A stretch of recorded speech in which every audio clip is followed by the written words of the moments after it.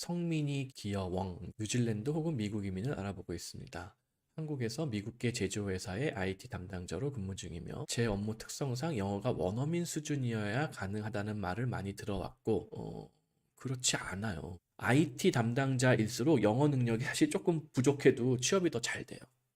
왜냐? 너무 사람이 없거든요. 그래서 막 원어민급을 도대체 어느 정도로 생각하시는지 모르겠는데 IELTS 미국 같은 경우에는 IELTS 7.0 이상이면은 제 생각에 취업이 확실하게 될 것 같고 독일 같은 경우에는 IELTS 6.0 이하의 수준으로도 취업에 성공한 분들이 많을 정도예요. 근데 뉴질랜드나 미국 이민을 취업 이민을 생각하면은 7.0 이상이 돼야 되는데 아까 똑같은 내용 나오죠. 만 44세에는 뉴질랜드 이민이 거의 불가능하다라고 보는 게 맞고 영미권을 꼭 생각한다면 미국 이민을 도전하는 게 맞아요. 그리고 어학 IELTS 5.5로는 미국 취업은 안 되는 게 맞아요. 그래서 여기서 말하는 원어민 수준이 IELTS 7.0을 의미한다면 그 말씀이 맞는데 원어민 수준은 아니에요. IELTS 7.0도. 7.0, 8.0을 받아도 원어민 수준과는 한참 떨어진다. 7.0도 떠듬떠듬 얘기하면서 비즈니스를 처리할 수 있을 정도의 영어 실력이다. 지금 요 학력의 MBA 졸업 예정, 그다음에 어학을 7.0 높여야 되고 어학을 이 정도 받는 영어 실력으로 어학을 7.0 만들려면은 현지에서 결국 공부해야 돼요. 현지 어학연수 및 현지 대학원을 다니지 않고서 IELTS 5.5를 그냥 학원만 한국에서 직장 생활하면서 학원만 설렁설렁 다녀서 7.0이 나올 것이냐?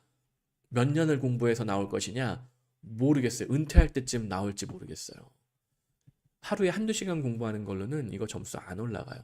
풀타임으로 3개월 빡세게 해야지 0.5점 오른다 그래요. 20대, 30대가. 근데 40대 중반이잖아요. 그러면은 20대가 3개월 걸릴 거 나는 풀타임으로 6개월 빡세게 해야지 0.5점 올릴 수 있을 거라는 거예요. 풀타임으로 공부한다는 거 제가 여러 번 설명을 드렸는데 하루 24시간 중에 자는 시간 8시간 빼고 8시간은 학과 공부, 8시간은 영어로 휴식. 영어로 휴식이라면 영어로 된 드라마, 영어로 된 뉴스, 영어로 된 라디오 들으면서 영어로 된 뭐 영화 보면서 휴식하는 거예요. 아니면 영어로 친구들하고 영어를 쓰는 원어민으로 쓰는 친구들하고 어디 놀러 다니든가. 8시간은 영어로 수업 듣고 자습하고 혼자서. 이거를 3개월, 20, 30대는 3개월 해야지 0.5점 올릴 수가 있고요. 45세라면은 아마도 6개월 해야지 0.5점 올릴 수 있을 거예요. 그러면 7.0까지 가려면은 풀타임으로 한 1.5년, 보수적으로 한 2년은 공부해야 된다는 얘기예요. 현지에서. 그러면은 지금 이 정도 IT 관리 운영 유지 보수 경력 11년이면은 가능해요. 제 생각에. 그래서 뉴질랜드보다는 미국이 승산이 있다. 그리고 아쉽지만 현금 2천으로는 불가능하다. 미국으로 이런 대학원 다니면서 현지에서 유학 후 취업 후 이민 도전하려면은 2천만 원이 아니라 2억은 있어야 돼, 최소. 2억으로 될지도 모르겠어요, 사실. 자녀가 둘이라면은 3억이 필요할지도 모르겠어요. 그래서 뉴질랜드는 애초에 나이에서 탈락. 미국으로 한번 도전해 볼 수 있을 것 같은데 상당한 리스크와 노력과 자금 투입을 감안해야지만 가능하다. 이렇게 보시면 될 것 같습니다. 그리고 이제 부인분이 좀 기러기 아빠의 다른 방법인데 부인분이 그냥 일단은 한국에서 아이들 키우면서 아빠만 먼저 나가서 방금 말씀드린 현지에 뭐 어디 좀 저렴한 주립대에 컴퓨터 관련 석사과정 더 공부하고 영어 공부하면서 졸업 후에 스템 OPT 3년 받아가지고 취업 성공하고 고용주 잘 설득하고 꼬셔가지고 EB2 혹은 EB3 숙련직 받아서 영주권 신청한 다음에 확정되고 부인과 자녀를 부른다 하면 아이들이 한 12살, 13살, 14살 정도 됐을 거예요. 그러면은 안타깝지만 아이들은 원어민은 못 돼요. 영어로. 1.5세대가 되는 거예요. 만 12세가 넘었기 때문에 영어로 원어민은 못 되고 뭔가 이렇게 낀 세대, 1.5세대가 된다. 하지만 여전히 미국에서 뭐 의사, 치과 의사 뭐 이런 거 할 수 있는 정도의 외국어로서의 최상급 수준의 영어 실력은 갖출 수는 있어요. 근데 이왕이면 조금 더 서두르면은 어느 나라가 됐건 지금 나이에 아이들이 해외 나가서 공부를 하기 시작하면은 그 나라의 원어민이 될 수가 있단 말이에요. 그러면은 뭐가 달라지냐면은 제가 오늘도 블로그에 올렸지만 저희 첫째가 나름 룩셈부르크에서 1등 먹는 고등학교에 그냥 지가 알아서 혼자 공부해가지고 입학을 했다고요. 왜냐면 저희 아이는 영어하고 독일어가 원어민급이니까 뭐 이런저런 정보 알아보고 뭐 학교에다가 뭐 물어보고 뭐 선생님 추천서도 지가 알아서 받고 하는 거를 혼자서 다 할 수가 있어요. 왜냐면 그런 선생님이나 학생 뭐 물어보고 상의하고 추천서 받고 하는 거를 설득을 할 수 있는 능력이 된단 말이에요. 영어하고 독일어가 원어민급이 되니까. 정작 그 학교는 불어로 시험 보는데 영어도 보긴 하지만. 근데 그게 원어민급이 안 되는 14세, 15세의 아이들이 선생님한테 자기가 직접 찾아가가지고 추천서 써주세요.